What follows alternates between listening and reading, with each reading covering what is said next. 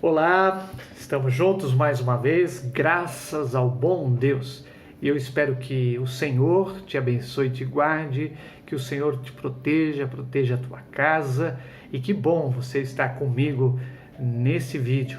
E eu espero que o Senhor lhe abençoe muito neste dia.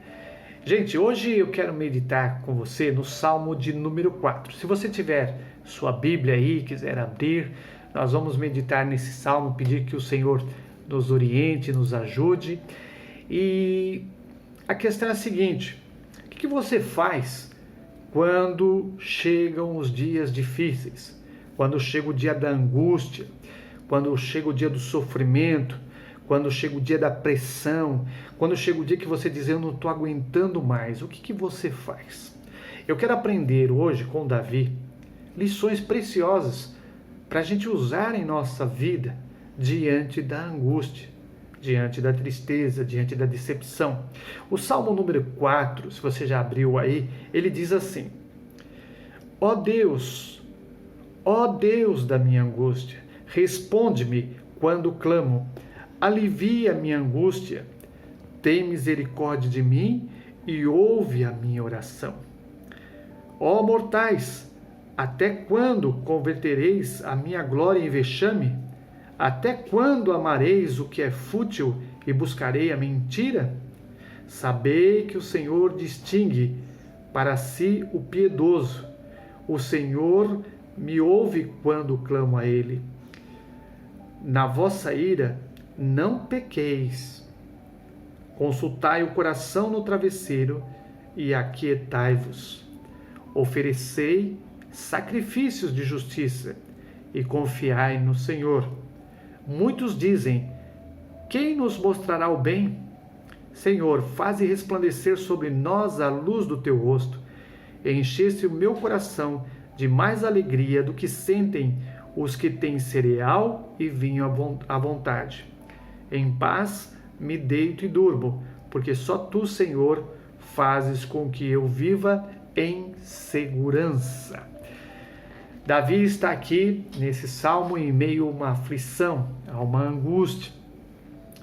E diante disso, eu aprendo que, assim como Davi, nós somos seres humanos, falhos, fracos. Às vezes a gente tem ideia de que só porque é uma personagem bíblica, ela não erra, ela não peca, ela não tem problemas, e a gente vê Davi como um rei poderoso e que não erra, e só quem vai conhecer mais a vida dele. Mesmo assim, parece que às vezes as personagens bíblicas são super poderosos, como José do Egito, Moisés, Paulo. Não, todos tiveram aflições, todos tiveram problemas. A questão é como eles reagiram diante disso. Como é que Davi, nesse salmo, está reagindo diante da aflição? E a primeira lição que eu aprendo aqui é que nós devemos reconhecer isso, que podemos passar por angústias, que podemos passar por momentos difíceis. Não adianta se iludir. Você não veio para Jesus, se é que você já veio para Jesus, acreditando numa mensagem falsa, numa mensagem que em Cristo você nunca mais teria problemas, nunca mais teria dificuldades. Pelo contrário, às vezes pessoas se entregam a Jesus e as pressões surgem, as perseguições e tudo que acontece com os outros seres humanos podem acontecer com a gente também. Mesmo assim, nós temos um recurso maravilhoso, que é de reconhecer isso e não tentar se iludir. Reconheça o que lhe rouba a paz, o que está lhe roubando a alegria, o que está lhe tirando o sono. Talvez seja uma doença, talvez seja lá o seu trabalho, ou a falta do trabalho, principalmente nos dias que estamos vivendo. Isso gera uma ansiedade, pessoas estão perdendo o seu emprego, o seu trabalho, estão perdendo a possibilidade de manter o seu negócio ativo. Muitas empresas estão fechando as portas, então isso é uma preocupação. São inimigos, a família às vezes se torna um momento de angústia. Tem gente que não tem prazer em voltar para casa, sabendo que em casa vai encontrar uma angústia tamanha, a violência e tantas outras coisas. Mas não importa o que esteja lhe causando angústia. Abra o coração, você não é um super-herói. Fale com o Senhor. Coloque tudo diante dele. Deus tem prazer em lhe ouvir. Você não precisa disfarçar diante de Deus. Às vezes, diante dos homens, a gente disfarça. A gente está rindo por fora, mas por dentro o coração está quebrado. Há muita lágrima, muito choro. Às vezes, você vai a um ambiente dito religioso e lá você mostra que você é poderoso, mas a alma está triste. O espírito está abatido. Então, o primeiro recurso é fazer o que Davi fez. Ele diz assim: Deus, responde-me quando clamo, alivia a minha angústia e tem misericórdia de mim. Olha o que ele disse: alivia a minha angústia. Talvez a sua oração hoje deveria ser essa: alivia a minha angústia. Responde-me quando eu clamar. Aqui está essa lição interessante de Davi, que é da oração. Ore ao Senhor, busque os recursos de Deus. E a gente não pode deixar de lado esse recurso maravilhoso da oração. Por falar nisso, deixa eu fazer uma pergunta para você. Você orou hoje? Você tem buscado ao Senhor? Ou você tem buscado apenas coisas triviais? O dia a dia? As coisas que você quer? E deixado Deus de lado? A gente tem que tomar muito cuidado, porque há muita distração no mundo. Há muita luz querendo ofuscar aí a luz de Deus na nossa vida. Luzes do mundo, do entretenimento, da distração. E às vezes a angústia se torna isso. E ela quer nos afastar da oração. Pelo contrário, a gente deve sempre buscar ao Senhor, sempre. Agora, quando você estiver orando, como Davi orou, você não pode deixar de lado o recurso da fé. Ele disse assim: sabei que o Senhor distingue para si o piedoso, o Senhor me ouve quando clamo a Ele. Essa convicção, essa certeza que Deus está conosco, que Deus está nos ouvindo, que Deus vai resolver, a gente precisa ter. Quando você ora, você acredita mesmo que Deus está ouvindo? E melhor que isso, que Deus vai responder? E melhor que isso, que Deus vai responder do jeito dele, que é melhor do que o seu jeito? Às vezes a gente quer que Deus faça exatamente do nosso jeito, da nossa maneira, e não respeita a vontade dele, mas a gente tem que aprender a respeitar. E sabendo que Deus faz sempre o melhor. Por exemplo, quando você ora pedindo a Deus que Ele cure, você acredita que Ele cura? Ou você simplesmente está orando, vai que Deus cura, né? Não. Se eu orar por fé, Deus vai me ouvir. Quando você está no aperto, na dificuldade, você clama ao Senhor realmente crendo que Ele te ouve, que Ele vai lhe ajudar, que Ele vai fazer, ou você quer continuar tentando ajudar Deus? Porque tem gente que vive assim, tentando ajudar Deus, e não dá certo. Temos que aprender a orar pela fé. E orar pela fé é uma entrega. Tenha certeza, Deus ouve.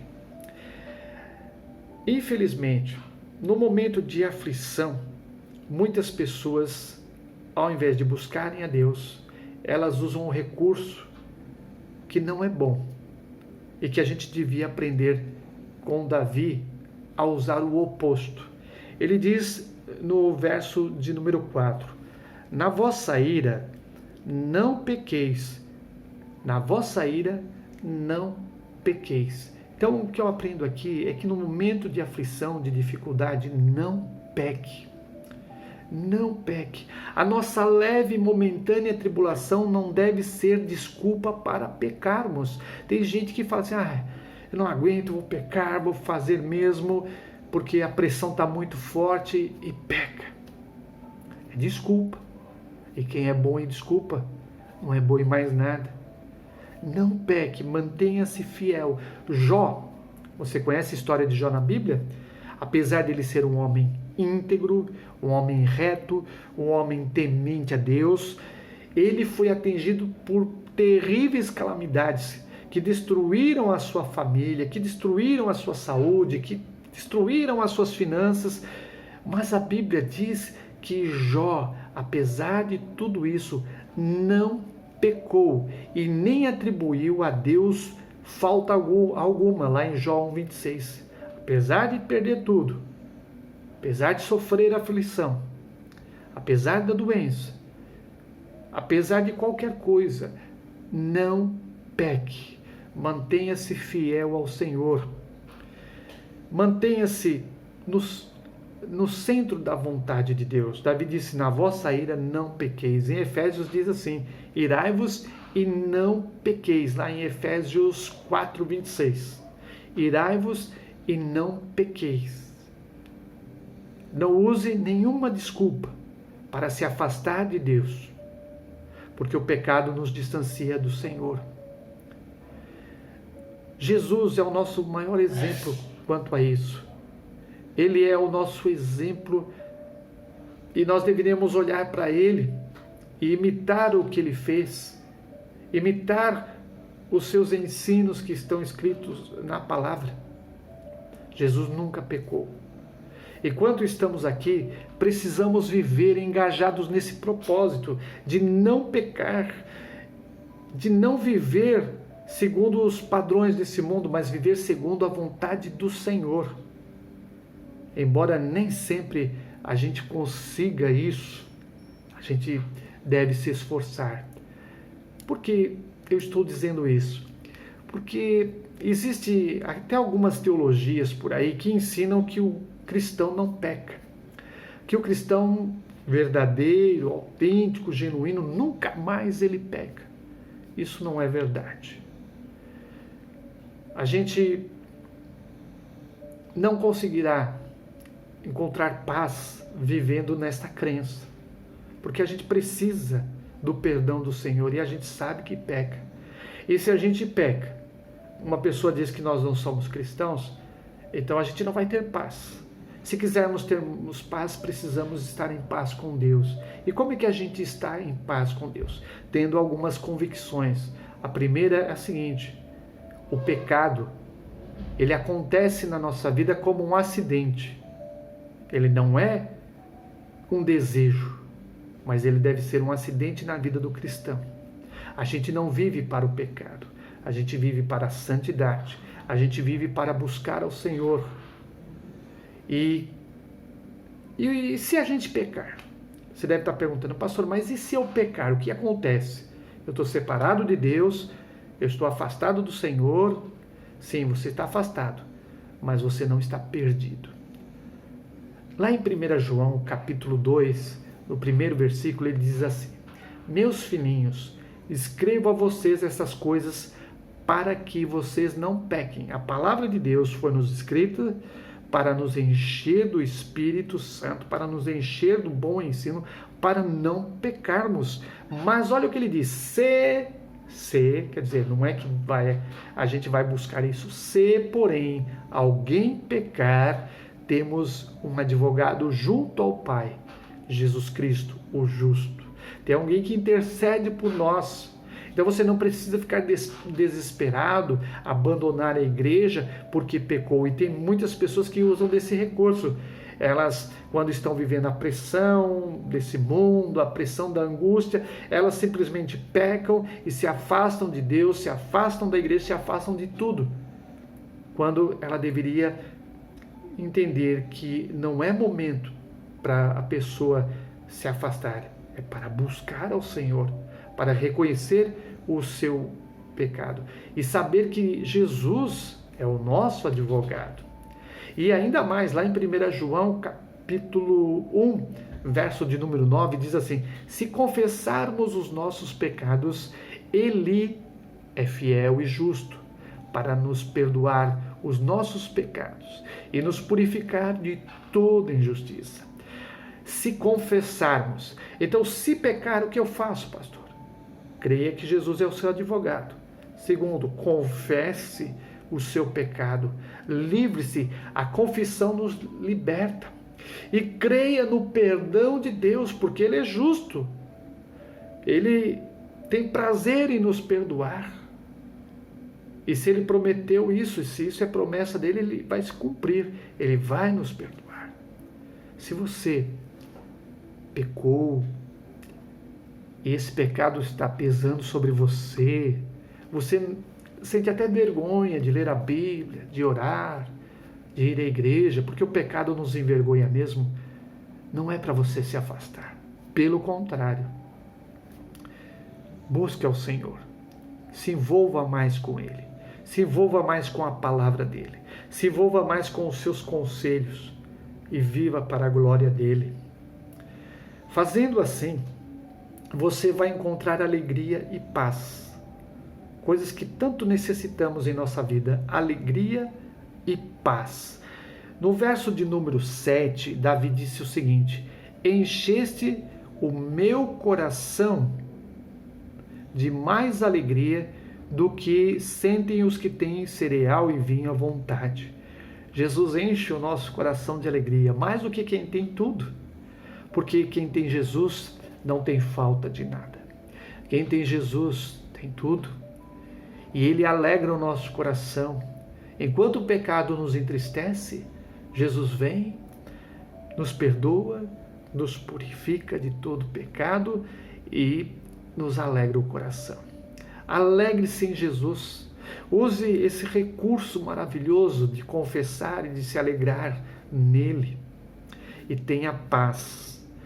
Ele diz no verso de número 8: em paz me deito e durmo, porque só Tu, Senhor, fazes com que eu viva em segurança.